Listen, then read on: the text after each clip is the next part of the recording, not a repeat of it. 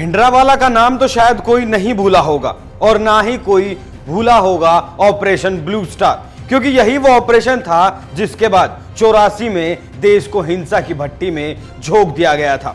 अमृतपाल सिंह नाम आज हिंदुस्तान की मीडिया में प्रमुख तौर पर दिखाया जा रहा है, लेकिन क्या आप जानते हैं कि इस इंसान को हैवान बनाने के पीछे इस देश की सरकारों का हाथ है? क्योंकि भिंडरावाला ने जब आतंक का चोला उड़ा था तब भी तत्कालीन प्रधानमंत्री इंदिरा गांधी ने ही भिंडरावाला को ताकत दी थी अपने राजनीतिक फायदे के लिए, और आज भी कहीं ना कहीं मान सरकार का इसमें हाथ है अमृतपाल सिंह पर, क्योंकि जब इसने वारिस पंजाब दे संगठन की कमान संभाली थी तब इसने खुद को भिंडरावाला का अनुयायी बताया था। आज आपको बताऊंगा अमित शाह को जान से मारने की धमकी देने वाले अमृतपाल की ताकत के बारे में, क्योंकि पंजाब पुलिस भी इसके सामने घुटने टेक चुकी है। नमस्कार, एनएमएफ न्यूज देख रहे हैं आप, मैं हूं आपके साथ अभिषेक पुंडीर। पहले आप ताजा मामला सुनिए। ये जो तस्वीरें आपके सामने हैं, इनमें आप देख सकते हैं कि कैसे बेकाबू भीड़ के सामने पुलिस अपनी जान बचाती दिख रही है। पुलिस भीड़ के आते ही बैरिकेडिंग छोड़कर अलग खड़ी हो गई और खुद की जान पर आई आफत से निजात पाने की जद्दोजहद में लग गई। क्या यही है कानून व्यवस्था जहां पुलिस ही सरेंडर कर दे? क्या यही है मान सरकार का शासन? सिद्धू मूसेवाला की हत्या के बाद भी सरकार नहीं संभल पाई। सुरेंद्र सूरी की हत्या के बाद भी सरकार की अकल ठिकाने पर नहीं आई, क्योंकि पंजाब में एक बार फिर खालिस्तानी आतंकवाद अपने पैर पसार चुका है। पंजाबी एक्टर संदीप सिंह और दीप सिद्धू की मौत के बाद करीब 7 महीने बाद उनका बनाया संगठन वारिस पंजाब दे एक बार फिर से सुर्खियों में है। सितंबर 2022 में इस संगठन की कमान 29 साल के नौजवान अमृतपाल सिंह को दे दी गई, जिसे उसकी हरकतें देखकर 4 महीनों बाद ही भिंडरावाला 2.0 कहा जाने लगा। गृह मंत्री अमित शाह को यह जान से मारने की धमकी दे चुका है। इसने 23 फरवरी को अमृतसर के अजलाना थाने में जमकर बवाल काटा। अमृतपाल ने अपने समर्थकों की गिरफ्तारी पर तलवारों लिए हजारों लोगों के साथ थाने में घुसकर सरकार को उसकी रिहाई के लिए मजबूर कर दिया। मीडिया रिपोर्टों के मुताबिक अमृतपाल ने अपने समर्थकों से अजलाना पहुंचने की अपील की थी। जानकारी के मुताबिक अमृतपाल यहां गिरफ्तारी देने के लिए आने वाला था। इस दौरान हजारों की संख्या में उसके समर्थक पहले से ही वहां पहुंच गए और उन्होंने हंगामा शुरू कर दिया। इस हंगामे में पुलिस के साथ धक्का मुक्की भी की और बैरिकेडिंग तक तोड़ दी गई। थाने पर कब्जा कर लिया गया। बताया तो ऐसा भी जाता है कि कुछ पुलिस वालों को बंधक भी बनाया गया था। खालिस्तान समर्थक वारिस पंजाब दे के चीफ अमृतपाल सिंह की धमकियों के आगे पंजाब पुलिस ने सरेंडर कर दिया। अमृतसर के अजलाना थाने पर खालिस्तान समर्थकों के हमले के बाद मीडिया के सामने आए अमृतपाल सिंह ने पहले प्रशासन को 1 घंटे में एफआईआर वापस लेने की धमकी दी थी। उसके बाद किडनैपिंग और मारपीट के आरोप में गिरफ्तार लवप्रीत तूफान को छोड़ने के लिए 24 घंटे का वक्त दिया था। पत्रकारों से बातचीत करते हुए अमृतपाल सिंह ने बताया कि पुलिस वालों ने घायल होने की झूठी खबरें बताई हैं। जिन पुलिस वालों को चोटें आई हैं वो खुद गिर गए थे। धमकी देते हुए उसने कहा कि 24 घंटों के भीतर तूफान सिंह की रिहाई हो जानी चाहिए, क्योंकि वो 24 घंटों से ज्यादा इंतजार नहीं कर सकता। इसके बाद अमृतपाल सिंह ने गृह मंत्री अमित शाह को भी धमकी दी। 14 दिन के जुडिशल रिमांड ते इन्हां कोल एक भी एविडेंस नहीं, सिर्फ बंदे दा बयान है। उस बंदे ने बयान दिता, अमृतपाल सिंह ने मैनू कुटिया, गालां कड्डियां, इन्हां ने मेरे ते पर्चा कर दिता, 5 धरावां लातियां। मैं हुण बयान दिना, मुख मंत्री ने साडे ते वायलेंस कीती, करने पर्चा। ये बंदे सिर्फ पोलीटिकल मोटिव तो पर्चा कीता है।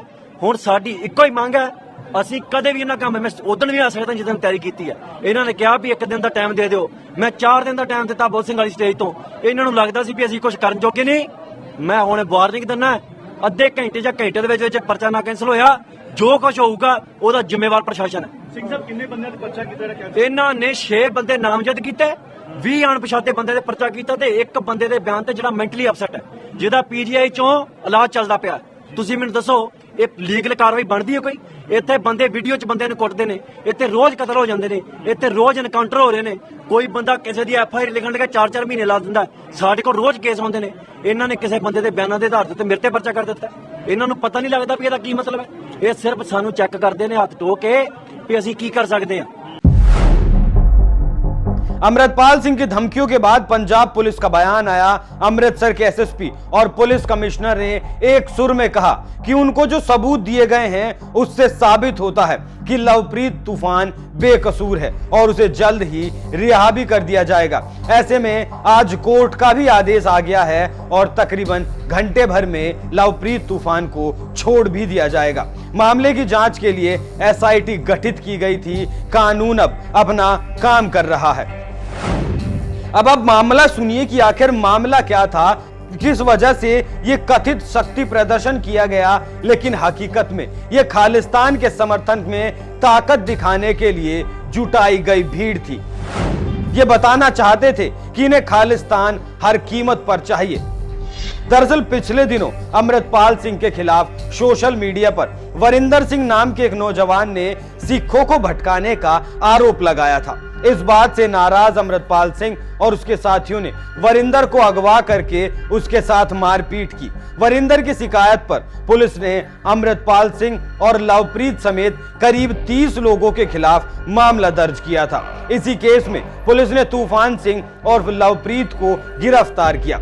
लवप्रीत की गिरफ्तारी से अमृतपाल भड़क गया और उसने 23 फरवरी को अमृतसर से अजलाना पुलिस थाने के बाहर प्रदर्शन करते हुए गिरफ्तारी देने का ऐलान किया। उसने अपने समर्थकों से थाने पहुंचने का भी आह्वान किया था। इस बात का मतलब समझने की जरूरत नहीं है, क्योंकि तस्वीर साफ है कि जो भी इनका विरोध करेगा उसे ये लोग छोड़ने वाले नहीं हैं। इसी राह पर कभी भिंडरावाला भी हुआ करता था और इसी राह पर आज अमृतपाल सिंह है। तो ऐसे में सवाल उठने लगे हैं कि क्या पंजाब में एक और ब्लू स्टार होने वाला है, क्योंकि हालात तो वैसे ही बनते दिख रहे हैं। भिंडरावाला को भी सरकार का खौफ नहीं था, कानूनों की परवाह नहीं थी। तो ऐसे में कहना गलत नहीं होगा कि पंजाब अब एक बार फिर से धधकने वाला है, क्योंकि इन्हें वहां की राजनीतिक पार्टियों का भी साथ मिलने लगा है। शिरोमणि अकाली दल के लोग भी अमृतपाल के समर्थन में उतर आए हैं। अकाली दल के नेता हरपाल सिंह ने कहा कि अमृतपाल और तूफान सिंह के खिलाफ झूठा मुकदमा दर्ज किया गया था। प्रशासन ने गलती मान ली है, तूफान सिंह को रिहा कर दिया जाएगा। इसके बाद अमृतपाल सिंह ने गृह मंत्री अमित शाह को भी धमकी दी, और यह धमकी पहली बार नहीं है। इससे पहले भी अमित शाह को वो जान से मारने की धमकी दे चुका है। अमित शाह ने कहा था कि खालिस्तान आंदोलन को नहीं बढ़ने देंगे। मैंने कहा था कि इंदिरा गांधी ने भी ऐसा ही किया था। अगर आप ऐसा करते हैं तो आपको परिणाम भुगतने होंगे। अगर गृह मंत्री हिंदू राष्ट्र की मांग करने वालों से यही कहते हैं तो मैं देखूंगा कि वो गृह मंत्री बने रहते हैं या नहीं। इससे पहले जो धमकी दी थी वो भी सुनिए। अमृतपाल 19 फरवरी को मोगा जिले के बुद्ध सिंह वाला गांव में पहुंचा हुआ था। पंजाबी सिंगर दीप सिद्धू की बरसी के मौके पर उसने कहा था कि इंदिरा ने भी सिखों को दबाने की कोशिश की थी। क्या हश्र हुआ, अब अमित शाह अपनी इच्छा पूरी करके देख लें। अमृतपाल की मानसिकता इस बात से समझी जा सकती है कि अगर हिंदू राष्ट्र से सरकार को दिक्कत नहीं है तो खालिस्तान की बात करने से भी सरकार को दिक्कत नहीं होनी चाहिए। अमृतपाल के ये बयान इस बात को बताने के लिए काफी हैं कि ये इंसान खालिस्तान का कट्टर समर्थक है और इसे हर कीमत पर खालिस्तान अलग चाहिए। इसकी मानसिकता भी आपको बताऊंगा, इससे पहले आप इसके बारे में थोड़ा जान लीजिए। अमृतपाल सिंह खुद को खालिस्तानी आतंकी जनरैल सिंह भिंडरावाला का अनुयायी होने का दावा करता है।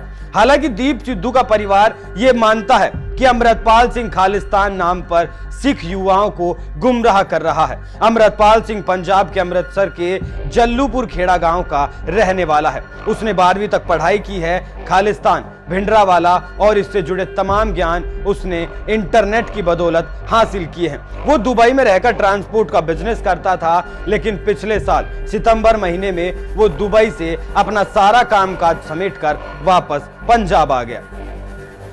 संगठन के मुखिया की ताजपोशी पर अमृतपाल सिंह ने कहा था, भिंडरावाले मेरी प्रेरणा है, मैं उनके बताए रास्ते पर चलूंगा।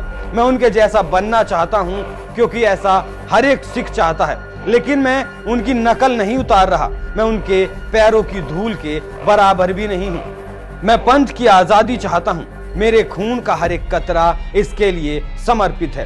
बीते समय में हमारी जंग इसी गांव से शुरू हुई थी, भविष्य की जंग भी इसी गांव से शुरू होगी। हम सभी अब भी गुलाम हैं, हमें अपनी आजादी के लिए लड़ना होगा। हमारा पानी लूटा जा रहा है, हमारे गुरु का अपमान किया जा रहा है। पंथ वास्ते जान देने के लिए पंजाब के हर एक युवा को तैयार रहना चाहिए।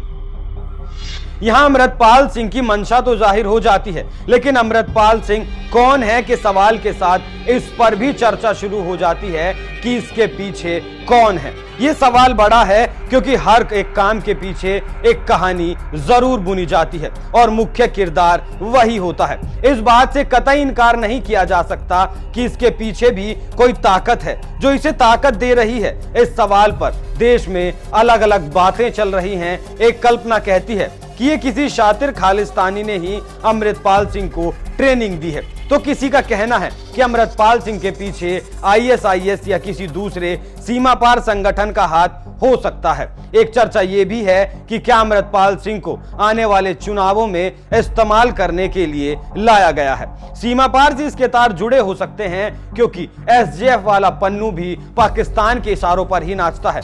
पिछले दिनों दिल्ली के भलसवा डेरी से 3 खालिस्तानी आतंकी पकड़े गए थे जिन्हें पाकिस्तान से फंडिंग होती थी और उन्हें हिंदू नेताओं को टारगेट किलिंग का ठेका दिया गया था। 3 करोड़ रुपए में डील फाइनल हुई थी और राजनीतिक पहलू पर इसलिए गौर करना जरूरी हो जाता है क्योंकि केजरीवाल एंड कंपनी ने वोटों के लिए न जाने कौन कौन से हथकंडे पंजाब में अपनाए हैं। और अब मान सरकार का नरम रवैया कहना गलत होगा, मान सरकार का इसके सामने घुटने टेक देना यह दिखाता है कि मान सरकार इसके सामने बेबस और लाचार है। तो ऐसे में इस बात का अंदाजा भी लगाना भयावह है कि आने वाले वक्त में पंजाब का भविष्य क्या होने वाला है। तो ऐसे में पंजाब को मान सरकार के हवाले ना छोड़कर गृह मंत्रालय को इसे अपने हाथ में ले लेना चाहिए। आप अमृतपाल और सरकार के सरेंडर पर क्या राय रखते हैं, हमें कमेंट करके जरूर बताएं। नमस्कार।